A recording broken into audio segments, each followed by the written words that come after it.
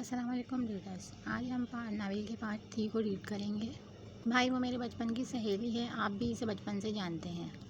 وہ ایسی نہیں ہے۔ زرکون فیاض احمد کی بات سن کر تڑپ گئی تھی۔ وہ مہرین اور زرکون کے آپس میں ملنے پر پابندی لگا رہے تھے۔ میں جو بکواس کر رہا ہوں وہ تمہیں سمجھ نہیں آ رہی؟ وہ کھانا کھاتے ہوئے دھاڑے تھے۔ مگر بھائی میں اسے اپنے گھر آنے جانے سے کیسے منع کروں؟ زرکون کا لہجہ بھر آ گیا تھا۔ ماں کی وفات کے بعد وہ واقعی اکیلی اور تنہا ہو گئی تھی۔ صرف ایک مہرین تھی جو اس کی ڈھارس بناتی رہتی تھی، جس نے اسے کافی حد تک سہارا دیا تھا، اور اب بھابھی کی کرم نوازی سے وہ سہارا بھی چھن رہا تھا۔ زرکون کے حلق میں آنسو کا گولا سا اٹک گیا تھا۔ تم منع نہ کرو، میں اسے منع کر دوں گی، شمائلہ بھابھی نے پیشکش کی۔ یہ ٹھیک ہے، شمائلہ اسے منع کر دے گی۔ انہوں نے بھابھی کی بات سے اتفاق کیا تھا، اور زرکون بے بسی سے کھڑی رہی۔ وہ اس وقت جبران کے حوالے سے بھی کوئی بات نہیں کر سکتی تھی۔ اگر کرتی تو الٹا اپنے گلے ہی پڑ جاتا۔ جاؤ شمائلہ، میرے لیے اور سالن لے کر آؤ۔ فیاض احمد کو کھانے میں سالن کم ہوا تھا، اس لیے بیوی کو پلیٹ تھمائی۔ جی ابھی لے کر آتی ہوں۔ وہ فوراً چلی گئیں۔ اب تم کیوں کھڑی ہو؟ وہ بھائی مجھے آپ سے بات کرنا تھی۔ زرکون کی زبان لڑکھڑا گئی تھی۔ کیا بات کرنی ہے؟ ان کی آواز ابھی بھی کرخ تھی۔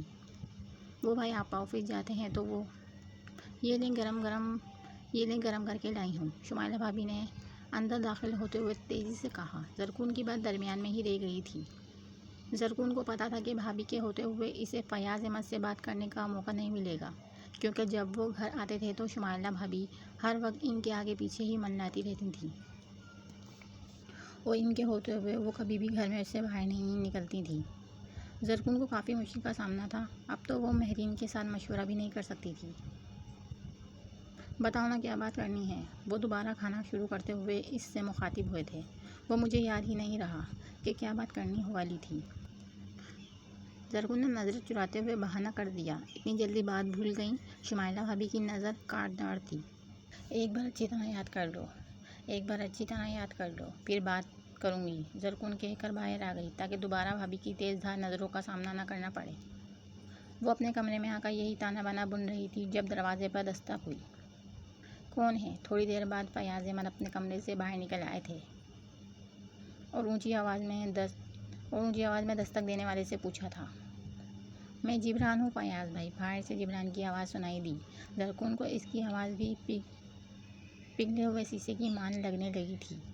وہ جب بھی ان کے گھر آتا تھا زرکون یہی کوشش کرتی تھی کہ وہ اپنے کمرے سے باہر نہ نکلے۔ وہ اس کی نظروں کی زرد میں نہیں آنا چاہتی تھی۔ اسے اب اس کی نظروں سے ڈر لگنے لگا تھا۔ یہ تو بھلا ہوا مہرین کا جس نے اسے غفلت اور بے خبری کی نیند سے جگا دیا تھا، ورنہ وہ یہی سمجھتی تھی کہ جبران شمائلہ بھابھی کا کزن ہے اور اکثر ان سے ملنے کے لیے آتا رہتا ہے۔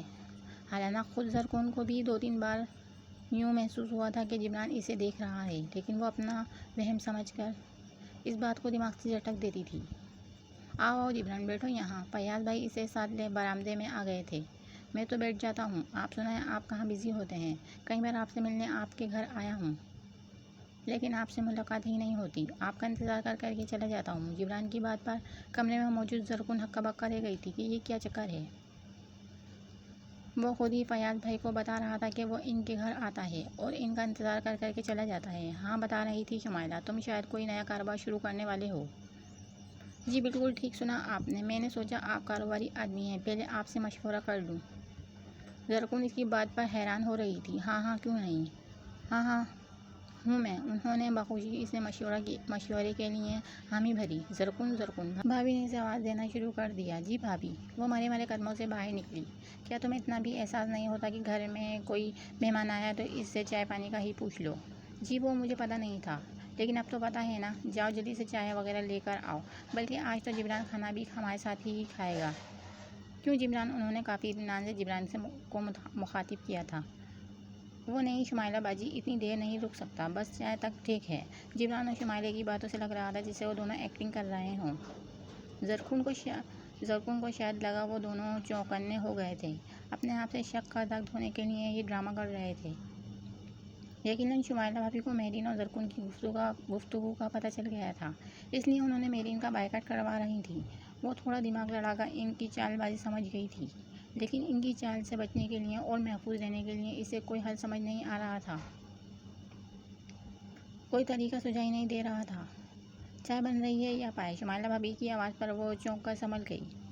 وہ جی لے کر آ رہی ہوں۔ وہ چھوٹی سی ٹرے میں 3 کپ رکھے باہر آ گئی اور نہ چاہتے ہوئے بھی اس کے سامنے جانا ہی پڑا، جس کی خباثت اس کی آنکھوں سے ٹپکتی تھی۔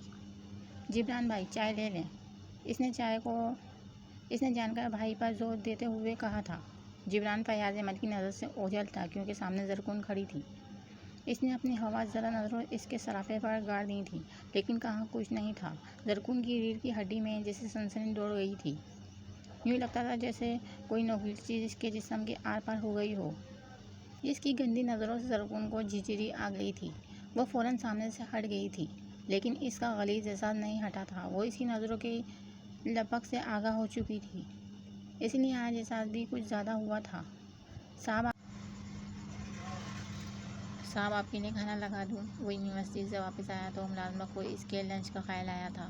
تمہاری چھوٹی بیوی نے لنچ کر لیا؟ اس نے زرکون کے متعلق پوچھا تھا۔ نہیں صاحب، میں پوچھنے گئی تھی، وہ شاید نہا رہی تھیں۔ اوکے پھر تم کھانا لگاؤ، میں ابھی آتا ہوں، وہ کہہ کر سیڑھیاں چڑھ آیا تھا۔ زرکون آپ لنچ کریں گی؟ عزیر نے اندر داخل ہوتے ہوئے پوچھا۔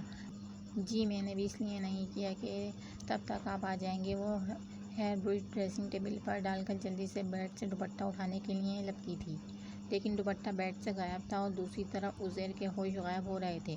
وہ اس پر نظر پڑتے ہی مبہوت ہو گیا تھا۔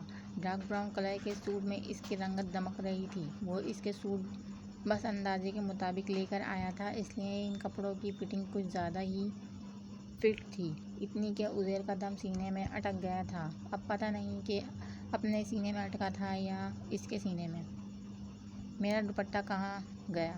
وہ صوفے پر ڈھونڈ رہی تھی اور عزیر کی نظریں اسے ڈھونڈ رہی تھیں۔ قمیص کا گول گلا خاصا گہرا تھا اور گہرا تو قمیص کا پچھلا گلا بھی تھا، لیکن اسے بالوں نے ڈھانپ لیا تھا۔ گھنے سیاہ اور لمبے بال اس کی پشت پر ڈریس چادر کا کام کر رہے تھے۔ جب تک میں ایک طالب علم ہوں تب تک اس بیڈ روم میں احتیاط سے اور ہوش و حواس کے ساتھ رہا کریں، ورنہ اگر میں ہوش کھو بیٹھا تو یقیناً ایک روز فیل ہو جاؤں گا۔ اس نے جھک کر بیڈ کے قریب قالین پر گرے دوپٹے کو اٹھاتے ہوئے کہا تھا، اور دوپٹہ زرکون کے گرد پھیلا دیا تھا۔ زرکون کو لگا وہ دوپٹے کے نہیں بلکہ عزیر کے ہوشیار میں آ گئی ہو۔ آپ تو کہتے ہیں آپ بہت مضبوط اعصاب کے مالک ہیں، وہ دوپٹہ ٹھیک کر کے اوڑھتی ہوئی بولی۔ کیا آپ کو ابھی بھی میرے مضبوط اعصاب پر کوئی شک ہے؟ وہ اس کے قریب آ رکا تھا۔ اس شک میں آپ خود ہی تو ڈال رہے ہیں۔ آپ یہ نہیں جانتی کہ مرد کے اعصاب جتنے مضبوط ہوتے ہیں اتنے ہی کمزور بھی ہوتے ہیں، اور انہیں کمزور کرنے میں سب سے بڑا ہاتھ عورت کے وجود کا ہوتا ہے۔ عورت کا وجود آگ کی مانند ہوتا ہے اور مرد کے اعصاب موم کی مانند۔ آگ جتنی قریب آئے گی موم اتنا ہی پگھلے گا، یہاں تک کہ رفتہ رفتہ جلتے جلتے وہ موم خود آگ پکڑ جاتا ہے۔ عزیر کا لہجہ بھی پگھل رہا تھا۔ زرکون 2 قدم پیچھے ہٹ گئی۔ وہ اس کی حرکت پر ٹھٹکا، پھر مسکرا دیا۔ اچھی بات ہے، مجھ سے دور ہی رہا کریں۔ اس نے زرکون کے پیچھے ہٹنے کی حرکت کو سراہا تھا۔ آپ کو بھوک نہیں لگ رہی؟ زرکون نے بات بدلنا چاہی۔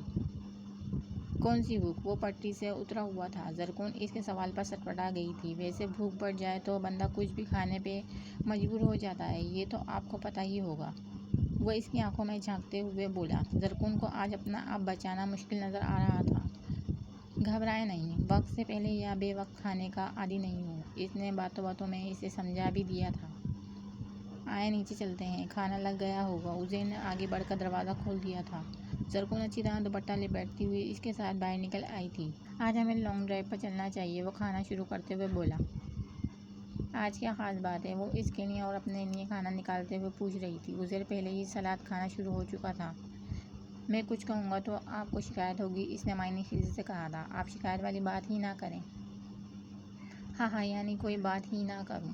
وہ اس کی بات سے محظوظ ہو رہا تھا۔ میں نے یہ تو نہیں کہا۔ عزیر دوبارہ کہکہ لگا کر ہنسنے پہ مجبور ہو گیا تھا، گویا کسی طرح بھی گزارا نہیں۔ وہ اس کی آنکھوں میں جھانکتے ہوئے بولا۔ زرکون سر جھکا گئی۔ اس کا دوپٹہ سر سے پھسل گیا تھا، ریشمی دوپٹہ سر پر ٹک ہی نہیں رہا تھا۔ وہ بار بار اوڑھ رہی تھی اور وہ بار بار سرک رہا تھا۔ میرا خیال ہے آپ کو چادر ہی اوڑھنی چاہیے، دوپٹہ آپ سے سنبھالا نہیں جائے گا، جس سے آپ کو بھی مشکل ہوگی اور مجھے بھی، وہ نیپکن سے ہاتھ پوچھتے ہوئے بولا۔ وہ پانی پی کر کھڑا ہو گیا تھا۔ دھوپ تھوڑی ڈھل جائے پھر ڈرائیو پر چلتے ہیں۔ وہ گلاس ونڈو سے باہر دیکھتے ہوئے بولا۔ زرکون کو کچھ سجائی نہیں دے رہا تھا، وہ اپنی ہی شرم میں مری جا رہی تھی۔ وہ جواب ہاں یا نہ کر ہی نہ سکی۔ عزیر اس کی سمت دیکھ کر مسکراتے ہوئے اوپر چلا گیا تھا۔ دیکھو شمائلہ، میں اور برداشت نہیں کر سکتا، اپنا وعدہ پورا کرو، اب تو کم وقت راتوں کی نیند بھی اڑ گئی ہے، جبران جھنجھلا کر کہہ رہا تھا۔ دیکھو جبران، اتنے اتابلے کیوں ہو رہے ہو؟ صبر کرو، میں موقع اچھا دیکھ کر ہی کچھ کروں گی نا۔ شمائلہ بھابی نے اسے سمجھانے کی کوشش کی، لیکن وہ روز کے بہلاوے سن کر اب برداشت کا دامن چھوڑ رہا تھا۔ آج وہ اپنے لوفرانہ انداز میں نظر آ رہا تھا۔ وہ انتہائی عیاش اور ہوش زدہ آدمی تھا۔ باپ امیر تھا، اس لیے عیاشی بھی دھڑلے سے کرتا تھا۔ کب آئے گا اچھا موقع؟ کبھی تم اپنے شوہر کو مطمئن کرنے کا کہتی ہو، کبھی اپنے ہمسائے کو، کبھی اپنے نند تو کبھی محلے والوں کو۔ اتنے میں تو میں 50 لڑکیوں کے ساتھ راتیں بسر کر لیتا ہوں۔ تم نے مجھے ایک پر پھنسا رکھا ہے۔ جبران آج غصے اور کوفت کا شکار تھا۔ میں نے کیوں پھنسا رکھا ہے؟ تم خود ہی فدا ہو اس پہ۔ شمائلہ بھابی خفا ہونے لگی تھیں۔ وہ چیز ہی ایسی ہے، بڑے سے بڑا کافر بھی ایمان لے آتا ہے۔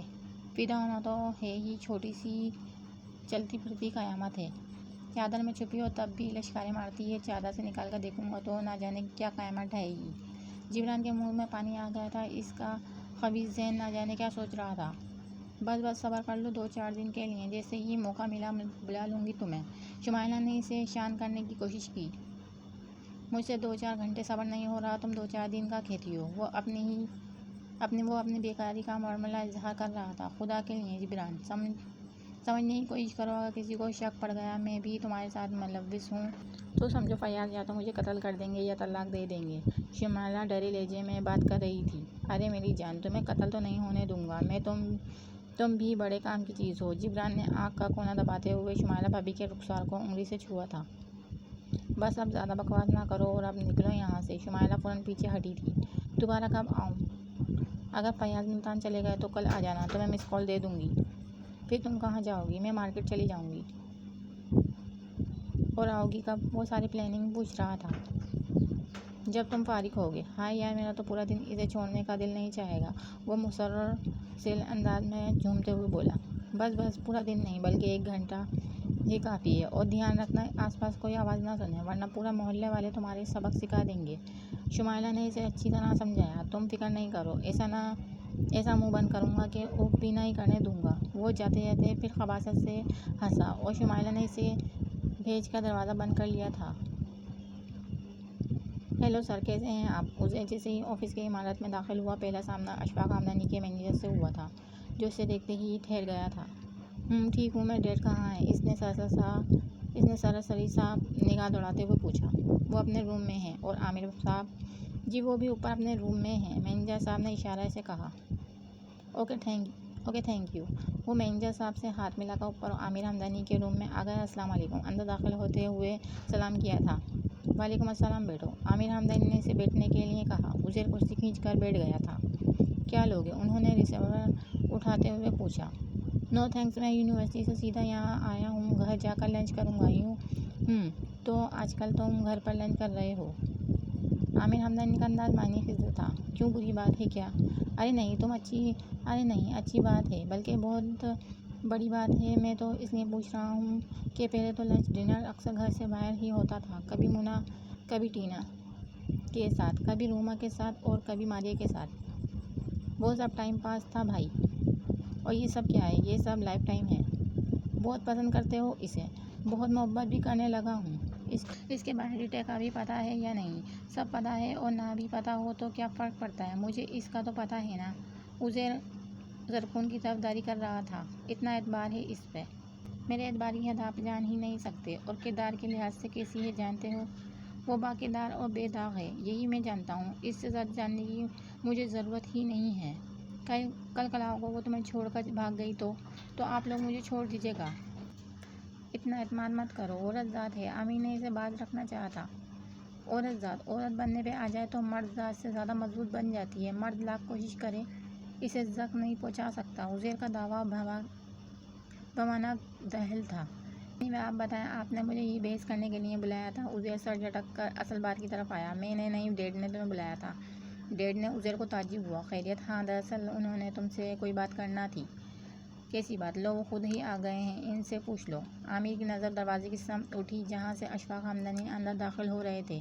उज़ैर अपनी जगह से खड़ा हो गया था। अस्सलाम वालेकुम। वालेकुम अस्सलाम। कब आए तुम? जी, अभी थोड़ी देर पहले। बैठो। वो इसे इशारा करते हुए खुद भी बैठ गए थे। आपने बुलाया था मुझे? खैरियत? वो इसने खुद ही सवाल किया। अशफाक हमदनी ने सर उठाकर सतह पे इसे देखा और गहरी सांस खींची थी। जानते हो मुझे आज कितनी सबकी महसूस हो रही है? उन्होंने बात शुरू की। किस लिए? उज़ैर हैरान हुआ। सुना है तुम जॉब तलाश कर रहे हो? उन्होंने गुस्सा ज़ब्त करने वाले अंदाज में पूछा था। और इनकी बात पर उज़ैर बुरी तरह चौंक गया था। सबको बताए बगैर कर रहा था। आपको किसने बताया? बरखुदा, तुम अशफाक हमदनी के बेटे हो। तुम जॉब तलाश कर रहे हो तो क्या किसी को पता नहीं चलेगा? वो तंजिया बोले। कोई बुरा काम कर रहा हूँ क्या? बुरा काम? तुमने मेरी साख डुबो के रख दी है और तुम पूछ रहे हो बुरा काम? मैं खुद अशफाक हमदनी एक हफ्ते में अरबों का बिजनेस करता हूँ। हर महीने हज़ारों लोगों को नौकरियाँ देता हूँ और हज़ारों लोगों को नौकरियों से फारिग करता हूँ। और तुम मेरे बेटे होकर जगह जगह जॉब मांगते फिर रहे हो। क्या तुम्हारे अकाउंट और क्रेडिट कार्ड खाली हो गए हैं जो तुम्हें जॉब तलाश करने की ज़रूरत पड़ गई? अगर ऐसा था तो मुझे बताते, मैं तुम्हारे सारे अकाउंट लोड करवा देता। वो एकदम से दहाड़ना शुरू हो गए थे।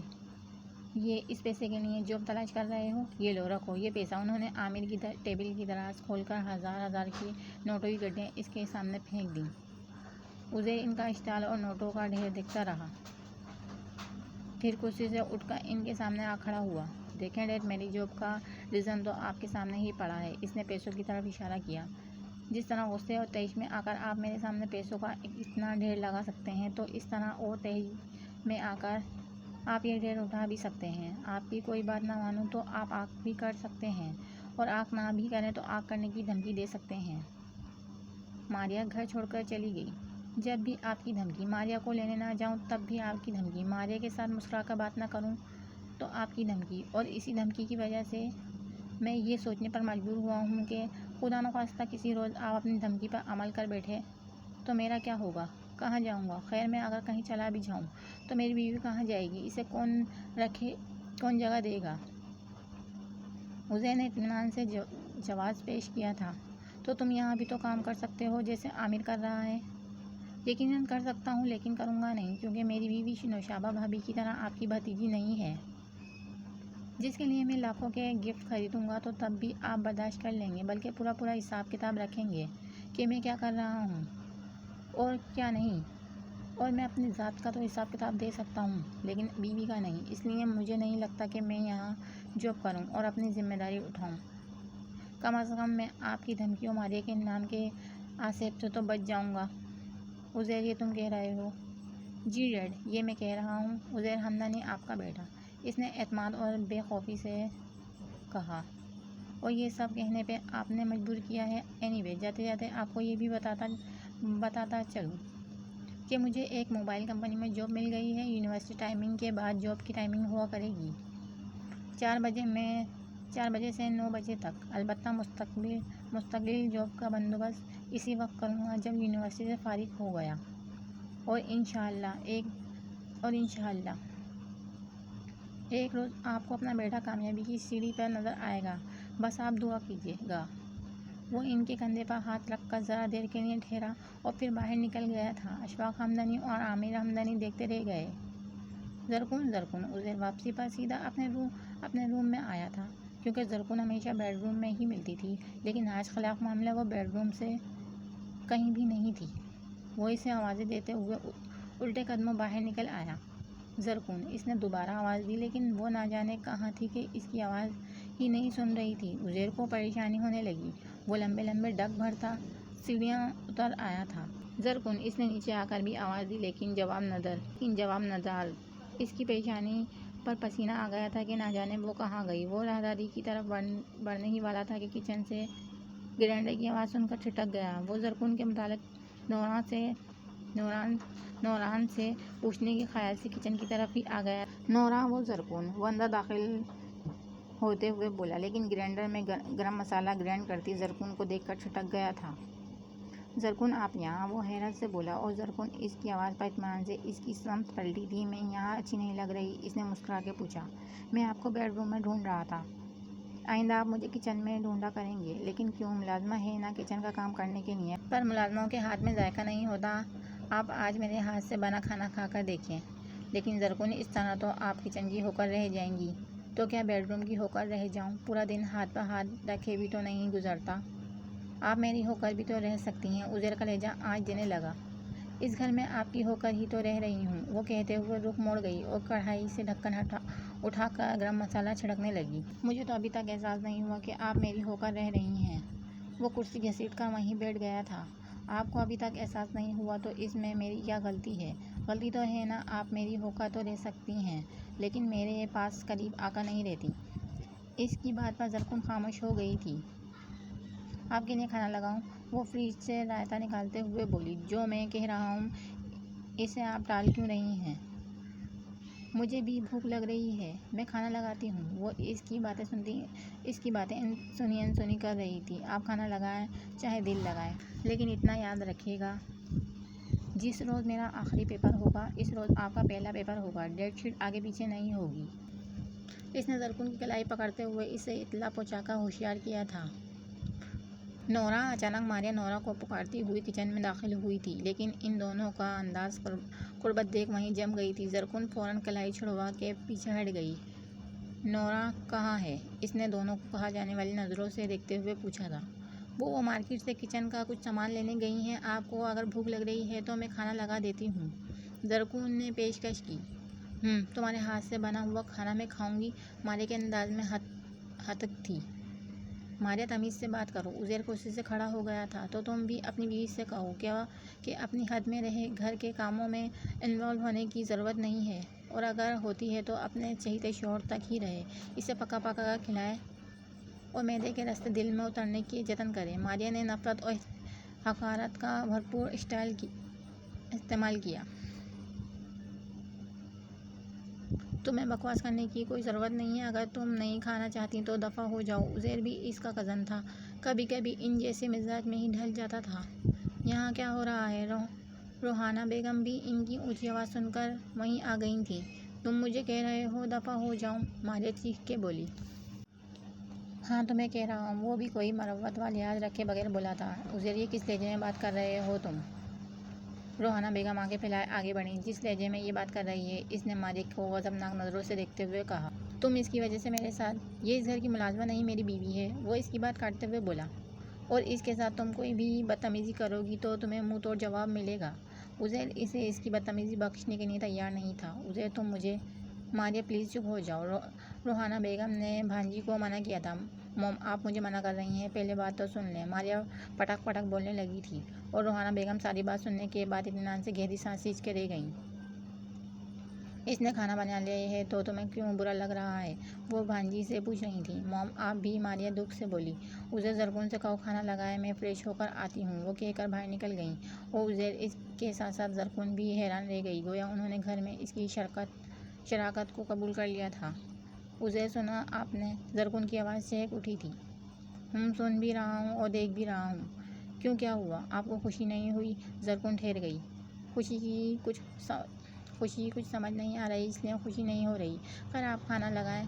وہ کہہ کر باہر نکل گیا۔ تھوڑی دیر بعد عزیر، روحانہ بیگم، نوشابہ بھابھی اور زرکون ایک ساتھ بیٹھے کھانا کھا رہے تھے۔ ماریا گاڑی لے کر نکل گئی تھی۔ آپ کی واپسی کب تک ہوگی؟ فیاض احمد دفتر کے کسی کام سے آج سے پھر ملتان جا رہے تھے، اور شمائلہ بھابھی ان کی واپسی کے لیے متفق تھیں۔ ہو سکتا ہے کل ہی واپس آ جاؤں۔ وہ اپنی گھڑی اٹھا کر باہر نکل آئے تھے۔ جلدی آ جایا کریں، ہمیں بڑی فکر رہتی ہے۔ شمائلہ شوہر سے بڑے پیار جتا رہی تھی۔ فکر کیسی؟ بس ہر وقت آپ کی طرف دھیان لگا رہتا ہے۔ وہ لہجے کو اداس بناتے بولیں۔ میرا دھیان بھی گھر کی طرف ہی لگا رہتا ہے۔ اور ہاں، تم بتا رہی تھیں کہ تمہیں کڈنی کا درد ہے، اگر زیادہ تکلیف ہو تو کسی کو ساتھ لے کر جا کر ڈاکٹر کو دکھا لینا۔ وہ جاتے جاتے تاکید کر رہے تھے، دیکھوں گی، اگر زیادہ درد ہوا تو دکھاؤں گی، ورنہ گھر بیٹھی رہوں گی۔ اچھا اللہ حافظ۔ وہ کہہ کر باہر نکل گئے اور اتنی توفیق نہ ہوئی کہ اپنے کمرے کی کھڑکی سے لگی کھڑی بہن سے ہی مل لیتے۔ وہ چپ چاپ بھائی کی بے حسی پر گہری سانس کھینچتی ہوئی پیچھے ہٹ گئی تھی۔ شمائلہ بھابی دروازہ بند کر کے اپنے کمرے میں چلی گئی تھیں۔ ابھی 2 گھنٹے ہی گزرے تھے کہ بھابی کے کمرے سے ان کے گڑگڑانے کی آواز آنے لگی۔ زرکون، انہوں نے آواز دی۔ مجبوراً زرکون کو ان کی کمرے میں آنا پڑا۔ میرے کمر کی سائیڈ میں بہت درد ہے، یہاں سے دبا دو، انہوں نے کڑراتے ہوئے کہا۔ زرکون کا دل چاہا ان کا گلا دبا دے، لیکن ابھی اس کے ہاتھوں میں ان کا گلا دبانے کی ہمت نہیں تھی۔ کیا کہہ رہی ہوں تم سے؟ جی دباتی ہوں۔ وہ ان کے قریب بیٹھ گئی اور آہستہ آہستہ ان کی کمر دبانے لگی۔ وہ درد سے دوہری ہو رہی تھیں۔ آپ ڈاکٹر کے پاس چلی جائیں، زرکون نے دل پر پتھر رکھتے ہوئے مشورہ دیا۔ ڈاکٹر کے پاس اکیلی کیسے جاؤں؟ وہ کڑرا کر بولی۔ تو اور کون جائے گا آپ کے ساتھ؟ ہاں یہ بھی ٹھیک کہہ رہی ہو، میں خود ہی چلی جاتی ہوں۔ فیاض بھی کہہ رہے تھے کہ چیک اپ کروا لینا۔ وہ اٹھ کر بیٹھ گئی تھی اور ہائے بائے کرتے ہوئے گھر سے نکل گئیں۔ دروازہ بند کر لو، میں تھوڑی دیر تک آ جاتی ہوں، وہ کہہ کر چلی گئیں اور زرکون دروازہ بند کر کے اندر آ گئی۔ گھر میں تنہائی پاتے ہی اسے سب سے پہلے خیال مہرین کا آیا تھا۔ وہ دیوار کے ساتھ اسٹول رکھ کر دیوار کے پاس جھانکنے لگی۔ مہرین، اس کا دل مہرین کو آوازیں دیتے ہوئے اندر سے سہم رہا تھا، کیونکہ فیاض بھائی اور شمائلہ بھابی نے مہرین سے ملنے پہ سختی سے پابندی لگائی تھی، اس لیے وہ شمائلہ بھابی کے جانے کے بعد اسے بلا رہی تھی۔ اتنے دنوں سے دونوں کی ملاقات بھی تو نہیں ہوئی تھی۔ مہرین، اس نے خاصی بلند آواز میں پکارا تو مہرین کی امی سامنے آ گئیں۔ کیا بات ہے بیٹا؟ خالہ وہ مہرین کہاں ہے؟ بیٹا وہ تو ٹیوشن کے لیے گئی ہے۔ او کب آئے گی؟ بیٹا 2 گھنٹے تو لگ ہی جاتے ہیں۔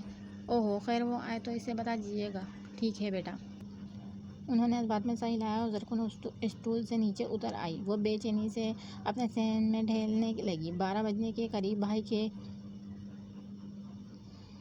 گئے تھے اور 2 بجے بھابی ڈاکٹر کے پاس گئی تھیں، اور اب شام کے 6 بجنے کا وقت ہو رہا تھا۔ ساڑھے ڈھل چکے تھے۔ وہ بھابی کا انتظار کرتے ہوئے اندر ہی اندر ہول رہی تھی کہ اتنے میں دروازے پر دستک ہوئی۔ بھابی، وہ لپک کر دروازے کے قریب آئے اور دروازہ کھول دیا تھا، لیکن آنے والا اسے دھکیل کر اندر داخل ہوا اور فوراً دروازہ بند کر دیا۔ تم؟ وہ جبران کو دیکھ کر چکرا گئی تھی۔ اس کے چہرے کی رنگت سفید لٹے کی مانند ہو گئی تھی۔ کیوں میں نہیں آ سکتا؟ وہ خباثت زدہ مسکراہٹ سے بولا تھا، مگر گھر پہ کوئی نہیں ہے۔ وہ بھابی ڈاکٹر کے پاس، تمہاری بھابی ڈاکٹر کے پاس اور تم میرے پاس، وہ ہنستے ہوئے بولا۔ یہ تم کیا کہہ رہے ہو؟ تم جاؤ یہاں سے۔ زرکون نے باہر دروازے کی سمت بڑھنا چاہا، لیکن جبران نے اسے بازو سے کھینچ کے برآمدے کی سمت دھکیل دیا تھا۔ وہ کرسی سے ٹکرانے کی وجہ سے درد سے کڑ رہی تھی۔ خاموش، ذرا سی بھی آواز نکالو گی تو پورے محلے میں بدنام ہو جاؤ گی۔ میں صاف مکر جاؤں گا، بلکہ سب کو یہی بتاؤں گا کہ تم نے مجھے خود بلایا تھا۔ جبران نے اسے بازو سے پکڑ کر اٹھاتے ہوئے دھمکی دی تھی۔ چھوڑو مجھے، دفع ہو جاؤ یہاں سے۔ وہ اپنی ساری ہمتیں مجتمع کرتے ہوئے دھاڑی تھی۔ بکواس بند کرو۔ جبران نے پوری قوت سے اس کے چہرے پر تھپڑ دے مارا تھا۔ میری سفید کبوتری، بڑا تڑپایا ہے تم نے مجھے۔ کتنے مہینوں سے تمہارے در پہ کتوں کی طرح بو سونگھتا پھر رہا ہوں۔ اپنی جیب خالی کر دی ہے تمہاری خاطر، اور آج تو تجھ سے سب کچھ وصول کر کے ہی جاؤں گا۔ جبران نے اسے کھینچتے ہوئے اندر لے آیا تھا۔ زرکون کی زبان گونگا ہو گئی تھی۔ تمہاری چند لمحوں کی قربت کے لیے میں نے لاکھوں لٹائے ہیں۔ تمہارا یہ چمکتا بدن میری حسرت تھا۔ وہ کمرے کا دروازہ بند کر رہا تھا۔ زرکون ہوش میں آ گئی۔ کتے چھوڑو مجھے پتا تھا کہ تم ذلیل و گھٹیا انسان ہو۔ تمہاری ہوش تمہاری چہرے سے ٹپکتی تھی۔ مہرین سچ کہتی تھی۔ وہ جبران پر جھپٹ پڑی تھی، لیکن اس کا مقابلہ کہاں تک کر سکتی تھی؟ اس نے زرکون کو بری طرح دیوار کے ساتھ پٹک دیا تھا۔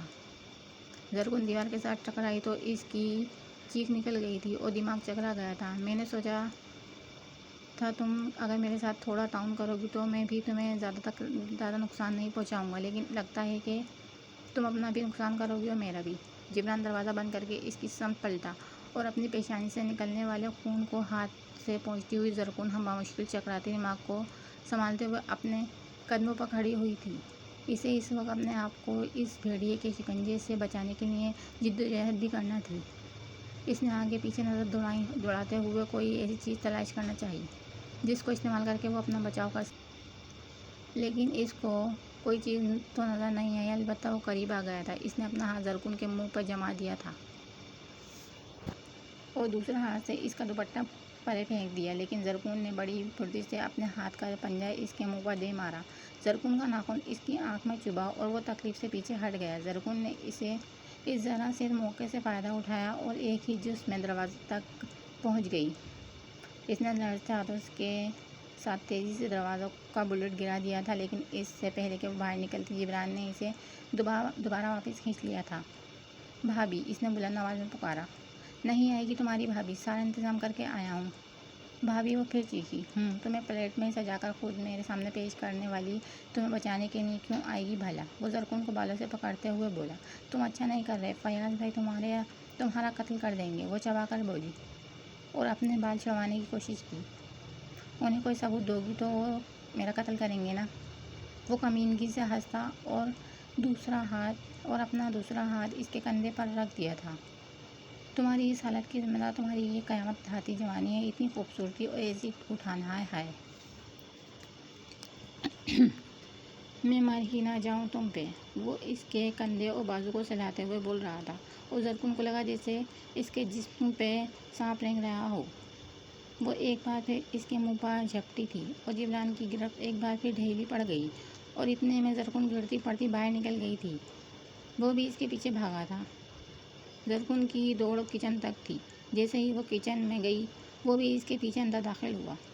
اس نے اپنی پوری قوت سے موٹا سا ڈنڈا اس کے سر پہ دے مارا تھا، اور اتنی قوت اور زور سے مارا تھا کہ جبران جیسے مٹھ کی بلند راہ نکلی تھی، اور وہ کھڑے قد سے زمین پر گر کر لوٹ پوٹ ہو گیا تھا۔ اس کے سر سے خون کا فوارہ بہہ نکلا تھا اور کچن کا فرش خون سے رنگین ہوتا چلا گیا، یہاں تک کہ جبران کا وجود بے حس و حرکت ہو گیا، اور اسے دیکھتے دیکھتے زرکون کی آنکھیں پھٹ گئی تھیں۔ وہ بے جان پڑے جبران کو حق تک دیکھتی رہ گئی، دماغ معاف ہو گیا تھا۔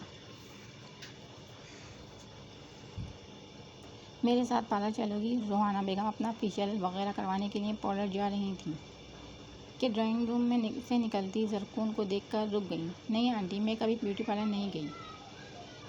وہ تو ٹھیک ہے، تم واقعی بہت خوبصورت ہو، لیکن اگر تم پارلر جاؤ گی تو تمہاری خوبصورتی اور بھی نکھر جائے گی، بس تمہیں ذرا سی توجہ کی ضرورت ہے۔ انہوں نے اس کا رخسار چھو کے کہا۔ لیکن آنٹی، مجھے یہ سب اچھا نہیں لگتا، میں کبھی پارلر گئی ہی نہیں۔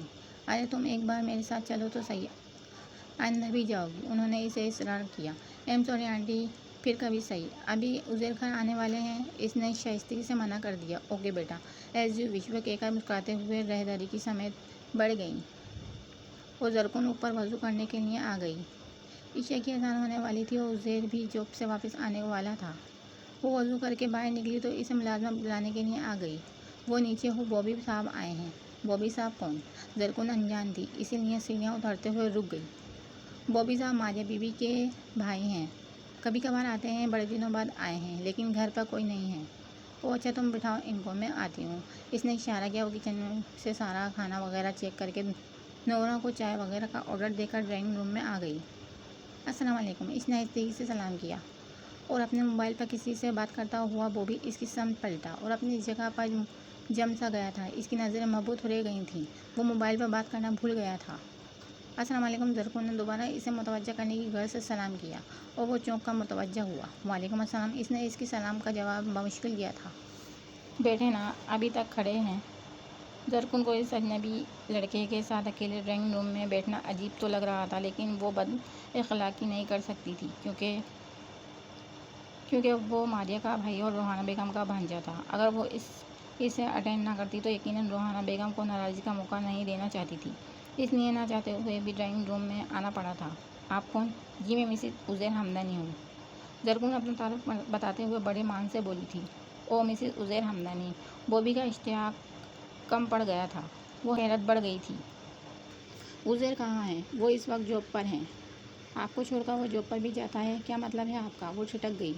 کچھ نہیں، اس نے نفی میں گردن ہلائی۔ بوبی تم یہاں؟ عزیر نے اندر داخل ہوتے ہوئے کہا۔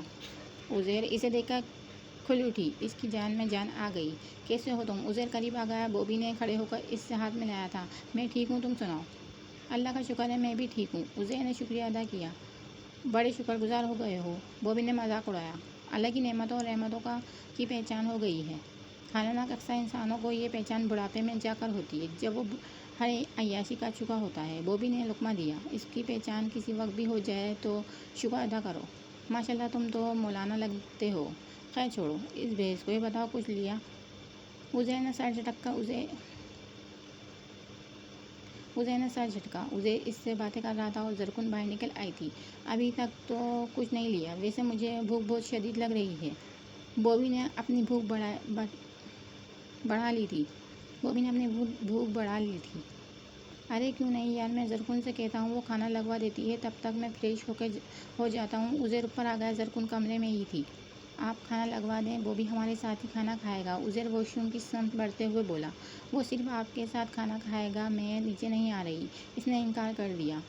کیوں خیریت؟ عزیر ٹھہر گیا تھا۔ بس جب سے مرد کی نظروں کی پہچان ہوئی ہے تب سے کسی کا سرسری سا دیکھنا بھی برا لگنے لگا ہے۔ جی کیا کہہ رہی ہیں آپ؟ جی ٹھیک کہہ رہی ہوں بوبی، آپ کا کزن ہے، آپ کو برا تو لگے گا، لیکن ایم سوری، میں دوبارہ اس کے سامنے نہیں آ سکتی، البتہ اس کے لیے اور آپ کے لیے کھانا ضرور لگوا دوں گی۔ زرکن کا لہجہ دو ٹوک تھا۔ عزیر کے ماتھے پہ بل پڑ گئے تھے۔ اس نے ساری بات میں یہی بات نوٹ کی تھی کہ بوبی نے اسے ایسی ویسی نظروں سے دیکھا ہے، اس لیے وہ ایسا کہہ رہی ہے۔ اس کے غصے اور ضبط سے لب بھیج گئے تھے۔ آپ کو اگر واقعی برا لگ رہا ہے تو میں اسے واپس بھیج دیتا ہوں۔ نہیں، اس طرح اچھا نہیں لگے گا، خواہ مخواہ بات بڑھے گی۔ زرکن نے اسے روک دیا تھا، لیکن پلیز عزیر، جانے دیں، میں کوئی نیا ایشو نہیں بنوانا چاہتی، پلیز۔ زرکن نے اسے منع کر رہی تھی، اور پھر عزیر کو چند لمحے کے لیے برداشت کرنا پڑا تھا۔ بوبی نے کھانا کھایا اور چلا گیا، اور وہ حیدرآباد کے بجائے زیادہ تر کراچی میں ہی پایا جاتا تھا، اور کبھی کبھی ماسی کے گھر بھی آ جاتا تھا۔ اس کے جانے کے بعد بھی عزیر کافی دیر خاموش رہا تھا۔ جبران کا خون روانی سے بہتا جا رہا تھا اور وہ لڑنے لگی تھی۔ تھوڑی دیر بعد دروازے پر دستک ہونے لگی۔ دل اچھل کر حلق میں آ گیا تھا، رنگ فاق ہو چکا تھا۔ زرکن کا جسم ٹھنڈا پڑ گیا تھا اور دروازے پہ دستک بڑھ گئی تھی۔ زرکن، دروازہ کھولو، شمائلہ بھابی کی آواز تھی، اور زرکن نے سہمے ہوئے انداز میں جا کر دروازہ کھول دیا۔ یہ تمہاری حالت تو کیا ہوا ہے؟ شمائلہ بھابی نے پلاننگ کے مطابق اپنی ایکٹنگ، اپنا ڈرامہ شروع کیا تھا۔ ان کے خیال میں جبران اپنی حسرت پوری کر کے جا چکا ہوگا۔ اس نے گھنٹے کا ٹائم مانگا تھا اور اب تو گھنٹے سے اوپر کا ٹائم ہو گیا تھا۔ وہ تسلی کر کے گھر آئی تھی۔ زرکن، میں تجھ سے پوچھ رہی ہوں کیا ہوا ہے؟ مجھے ڈرپ لگی تھی، اس لیے آنے میں دیر۔ وہ کہتے کہتے برآمدے میں آئیں، اور جیسے ہی کچن کے دروازے کی سمت نظر اٹھی وہ چیخ اٹھیں۔ جبران! وہ لپک کر اس کے اوپر ہی آ گری۔ ارے تم نے قتل کر دیا اسے! ہائے میں مر گئی! شمائلہ بھابی اسے جھپٹ پڑی تھیں۔ میں نے کوئی قتل نہیں کیا، یہ میری عزت خراب کرنے کے لیے آیا تھا۔ اسے آپ نے بھیجا تھا، آپ نے سازش کی تھی، پیسے لیے تھے اس سے۔ زرکن زرقطع رونا شروع ہو گئی۔ ذلیل کمینی، الزام لگاتی ہے مجھ پہ! شمائلہ بھابی نے اسے ایک ساتھ کئی تھپڑ دے مارے۔ وہ خود پاگل ہو گئی تھیں کہ بازی کیسے الٹ گئی۔ میری عزت کا سودا کر کے گئی تھیں آپ نے بھیجا ہے اس کو! وہ روتے روتے چیخی۔ ابھی بتاتی ہوں تجھے، پولیس ہی تجھے سیدھا کرے گی۔ تو قاتل ہے، پھانسی دلواؤں گی تمہیں۔